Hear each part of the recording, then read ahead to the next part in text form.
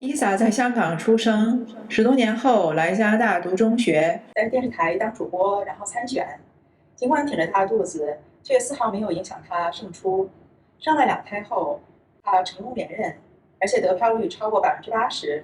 她是怎么做到家庭事业两不误的呢？让我们来倾听她的故事。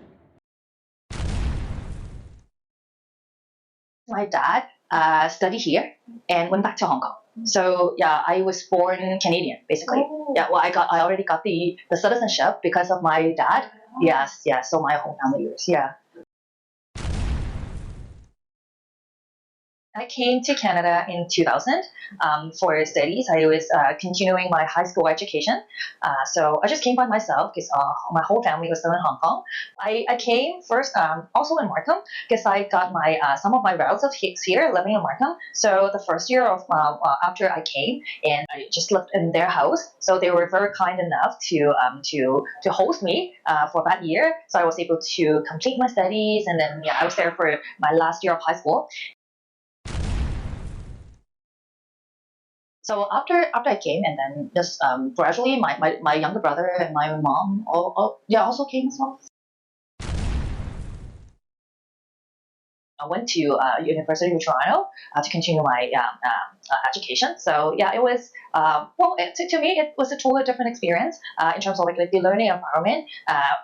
Comparing here in Canada than to Hong Kong, I think it's more like less feeling less pressured, especially when in terms of studies. So yeah, to me it's like more free and more that I could actually make my own choice, like to think of what I would love to study and what I would love to do after I graduate. So yeah, this is a totally different experience, totally different feeling.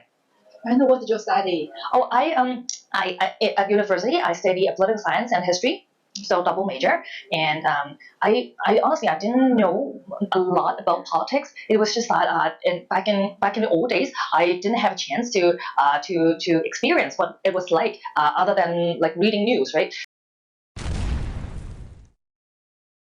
During my early years of studies, or actually after like the first few years after I came to Canada, language is still a major barrier. Even though I did learn English and back in Hong Kong, and in Hong Kong there are like two kinds of secondary schools. One is like in Chinese, one is in English, mainly in English. So even though I also there's a lot of chances that I'm exposed to English, but I still could have well, at least the mother tongue was not there. So I really felt that I was kind of disconnected in terms of not just language, but also in cultural wise. I was trying hard to getting adapted into the cultural environment on one hand, but on the other hand, I found it really interesting that people in Canada didn't have that much knowledge about like Asian countries back then, like 20 plus years ago, right? So I still remember when I came to Canada, I actually brought my musical instrument guzheng because I was learning in Hong Kong. One time,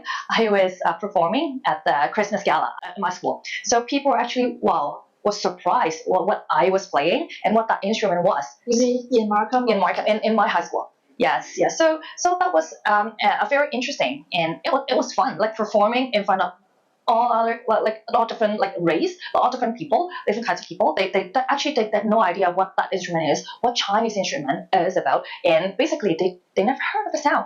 So it was kind of fun that I was able to kind of bring something new to them. But on the other hand, it was still giving me like some kind of challenges when I was getting adapted to their the so called mainstream culture. Like people here are actually very into hockeys, into outdoor sports, which I was not actually a very sporty person.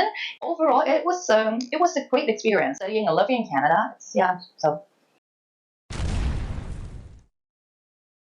I guess we'll just talk more to people, and usually, when I not just myself, when people started in a new place, they were just very scared of getting out of their comfort zone. So I guess the first step is to probably just step out, and if you're afraid to talk to people, you don't need to talk actually. Just go anywhere by yourself, just to experience or just to look and see how people do things, how people talk, and yeah, sometimes I was afraid to speak up as well when I was when I was small. The most challenging part is to getting people willing to be interviewed. That's always the hard part.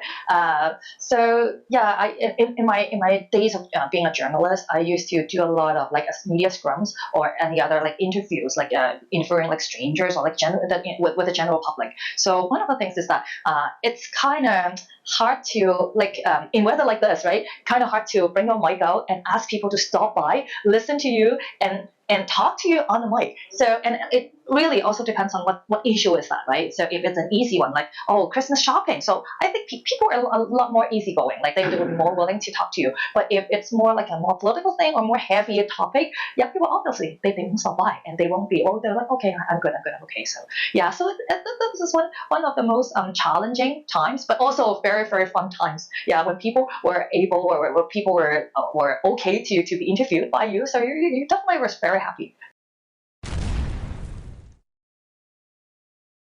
感谢您的收看，请在下面留言、点赞、关注我们。